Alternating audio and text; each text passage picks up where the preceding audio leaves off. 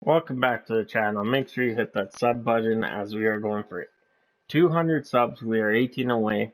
And let's get going as today we're going to talk about recently signed Dominic Kahun.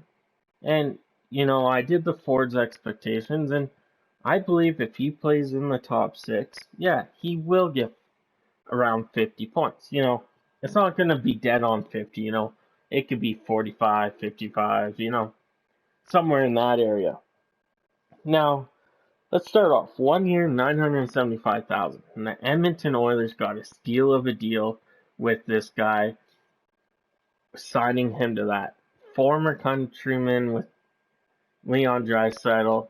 They have chemistry. I could see him playing up and down with McDavid and Draisaitl. No problem each of their lives. Now, you look into this more. He turned down a lot more money and term at the start of the free agent. That's how Edmonton got so lucky. A lot of free agents are like, no, I don't want to sign, I want to test the waters, and then they're getting cut money, money, money, and like you see it with Anthony Duclair and Mike Hoffman haven't signed yet because they want all this money, but the teams with the salary cap don't want these guys. It's easy as 1, 2, 3 when it comes to that. Now, that affected Kahun too. Well, Duclair and Hoffman are asking less money now. I can't get the $2-3 million I want, and I think Leon Draisaitl actually helped bring Dominic Kahun to the Edmonton Oilers. Now, I was reading a report that Edmonton did offer Kahun actually before he signed this. I don't know the numbers, but the contract length was between 2 and 3 years.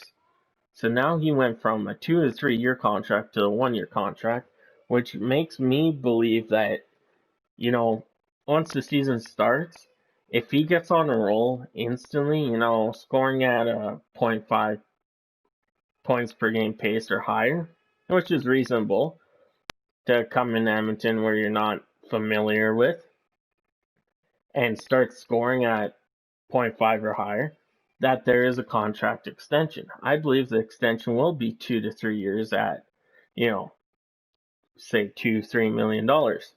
Now, my expectations for him as a 50-point guy, he might want more money. And I believe he could get to that 50-point mark. You got to look. Nuge, or let's use Yamamoto. Sorry, I'm a bit stuffed up. Let's use Yamamoto as an example. Comes in playing, smallest guy on their team. Comes in, plays with Draisaitl and Nuge, and has 27 points in 27 games, I believe it was, or 28 games. And, if you double the games, so that's 54 games, he's at 54, 56 points. Well, then you start, okay, what if he played all 71? Yamamoto would have been probably a 60, 70 point guy if he played the whole season with the Edmonton Oilers. Now, that's what I'm hoping from Kahun, is you go play with Draisaitl, someone you're familiar with, someone that you played when you were young with. You can get to that mark. I'm not saying he's going to be like Yamamoto. No, I'm saying he's going to be the guy that will put up 45 to 55 points easily and be the guy that, the scoring, top 6 scoring has been Edmonton's issue. Well, now you add Kahun to the mix, you move what we all think, you're moving Nuge to McDavid's line with either Kazian, Puljujärvi, Ennis, whoever is on that other side. Then you have Kahun with Draisaitl and Yamamoto. Well, Yamamoto's that grit guy, so Kahun's not going to have to do that. Kahun's a playmaker and Draisaitl's a shooter.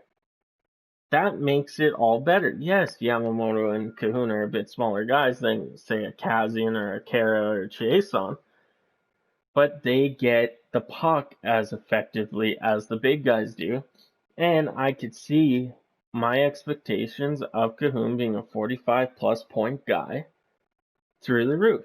You can't sit here and tell me, oh, he's going to play with the reigning MVP that had 107 points in 71 games and not get 45 points. Come on.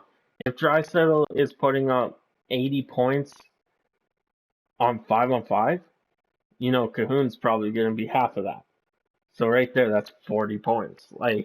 And we're not talking about power play yet. I believe he will be on the second power play unit.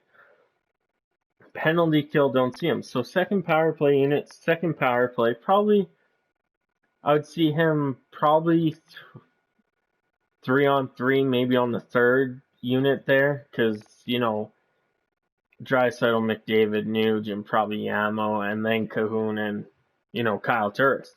That would be my theory of 3-on-3.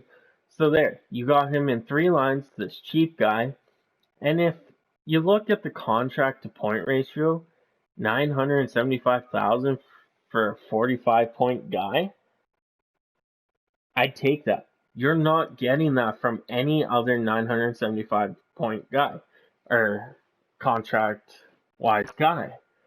This is why Edmonton got a huge steal on Dominic Kahun in this free agency. And that leads me back to, if he does play that well, does he deserve a 2 or 3 year contract extension? I believe so. Now, if he exceeds my expectations, I believe that maybe there is a possibility of a 4 or 5 year deal. Because it will come cheap. He probably won't ask for that much money. So let's say max, top dollar, $4 million for 5 years. I'll take that. That, if he could constantly score as a 45 to 70 point guy, I'll take that. Come on, we're paying Nuge $6 million, but Nuge is a different caliber of player. There's guys like John Gabriel Pajot putting up those points and making $6 million plus dollars. You look at Toronto's salary cap issues. Those guys are, they're a bit higher than Kahun, but in the same retrospect, why would you pay a guy $9 million to put up, say, 70 points, 75 points, and have a 975,000 guy go up to $4 million top dollar and, put up 50, 60, save your salary cap, and then for $3 million, you could get another guy, a decent guy, or a decent backup goalie for the next season. So that's my take on Kahun. I believe he will sign an extension. Those are my expectations. Do I believe he will get more power play time if he does? Yeah, for sure. But let me know in the comments what you think. I'll catch you guys on the next one.